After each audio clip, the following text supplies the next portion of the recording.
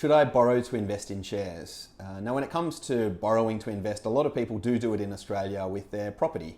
A mortgage is a way of borrowing to invest where you typically would put down something like a 20% deposit and then borrow 80% from the bank and then get the benefit of the returns minus any interest.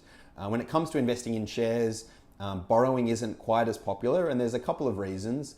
So first of all, the costs of borrowing to invest in shares through a margin loan are typically much higher than a mortgage rate, which means that a lot of the return gets eaten away in interest. And the other reason is that markets are very volatile. In 2020, the share market fell 35%.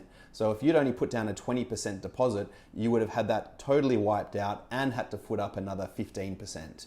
Not a very attractive scenario. However, if you do want to invest and borrow, there is a couple of things you want to focus on. So first is getting your interest rate as low as possible. It should be in the range of a mortgage rate of 2 to 3%, so you keep more of the return benefit for yourself. The second is making sure that you're well diversified. So you don't just own a few shares, which can go down a long way, that you own different shares, ideally ETFs, and are diversified across multiple asset classes. And the third thing to make sure of is your leverage isn't too high. You don't want to only put down a 20% deposit because markets can fall by more than that. I'd suggest at least putting down 50% and not borrowing more than 50% so you can stay invested through up and down times.